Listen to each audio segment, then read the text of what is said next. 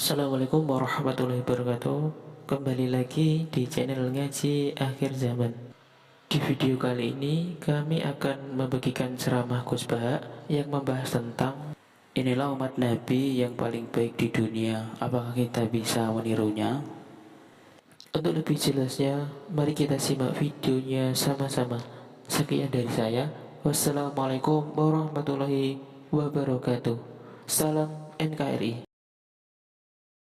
Terus ada umatnya Nabi yang paling unik di dunia. Mungkin Pak dosen, saya, kiai pun nggak bisa nih. Ada orang tuh ganteng sekali, istrinya cantik sekali. Itu tahu-tahu sudah 10 tahun tidak pernah hubungan suami istri. Karena ketika si suami itu tahu istrinya cantik, itu langsung sholat sujud syukur, sholat terus, saking senengnya punya istri cantik. Yang istrinya cantik juga solihah, tahu suaminya ganteng ya terus sholat terus syukur. Itu sampai berhari sampai bertahun-tahun. Terus ketika ketemu cocokan, dek kita sudah nikah berapa? Terus dilihat, kayaknya sudah 10 tahun, tapi tidak pernah hubungan. Oh itu nggak kebayang itu. Ganteng sama cantik, kalau jelek sama jelek itu mungkin. Yang satu bilang naudzubillah, satu itu kan nunggu rafa saja. Ini nggak ganteng sama cantik. Nah kenapa kualitas ulamanya Rasulullah itu bisa seperti Nabi Bani Israel? Karena agama ini, umat ini sudah tidak ditunggui para nabi. Sehingga mau tidak mau kualitas ulama, alhamdulillah barokahnya Nabi itu berkualitas kayak nabinya Bani Israel.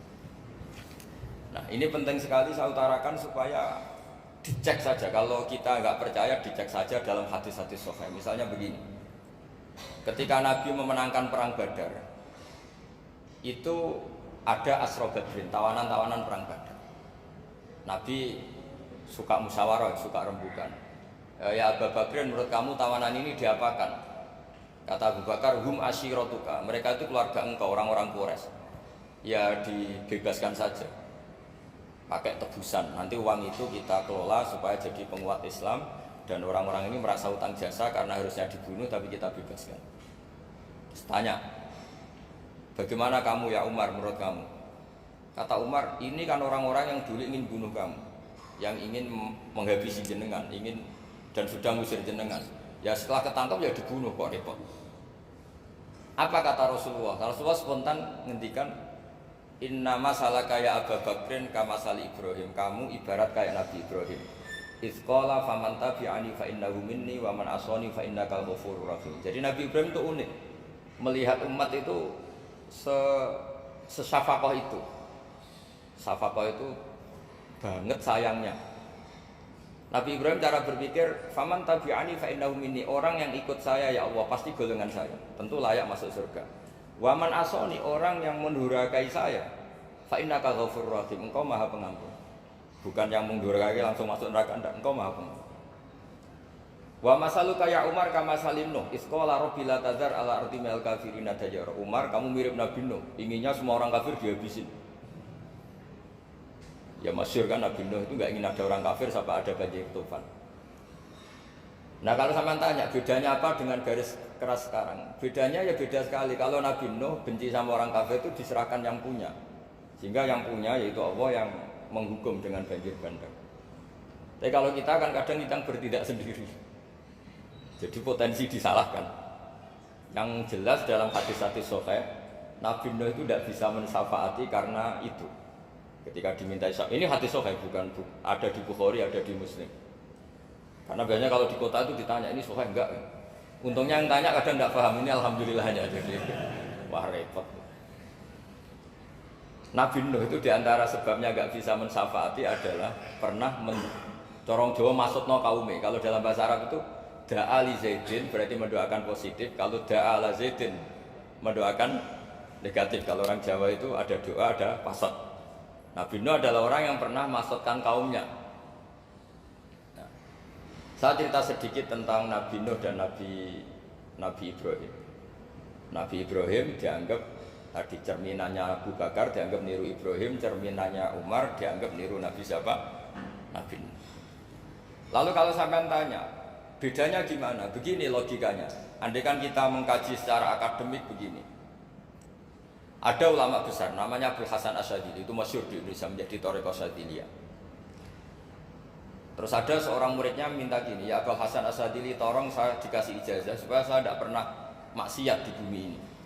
Karena saya takut sama Allah, kalau saya maksiat itu merasa tidak nyaman dengan Allah. Abul Hasan Asadili ini malah marah besar. Atuhibbu alla tadhara maghfiratuh. Kalau kamu tidak pernah maksiat, berarti kamu suka maghfirahnya Allah Ta'ala itu tidak kelihatan, karena nggak ada yang maksiat.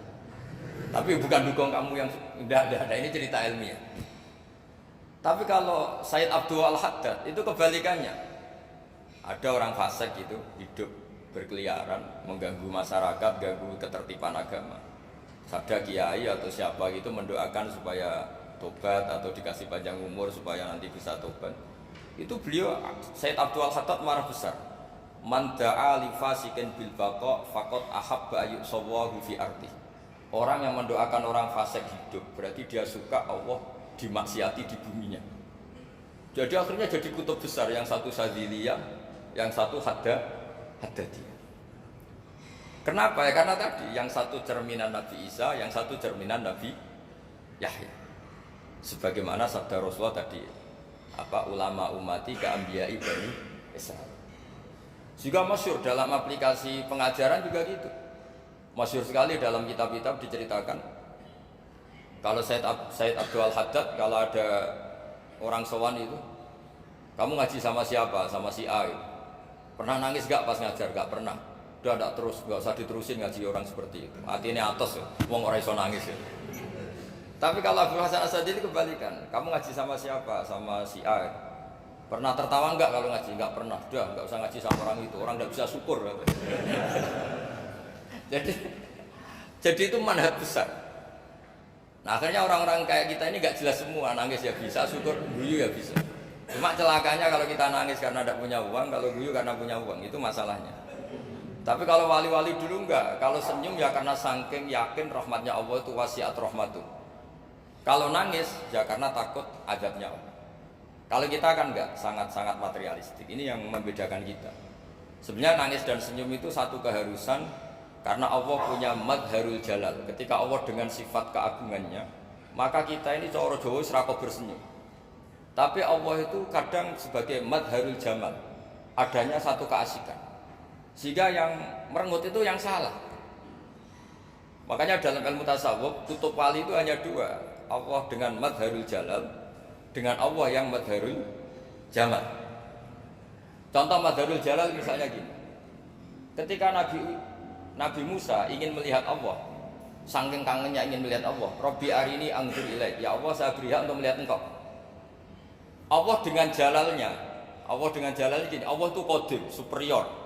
Tentu gak layak tersentuh barang hadis itu makhluk. Sehingga ketika falam mata jalla rabbuhu lil jabali ja'alahu dakka wa kharra Musa sa'iqa. Sehingga enggak levelnya, apapun hebatnya Nabi ini tetap makhluk. Sementara Allah itu qadim. Enggak kuat.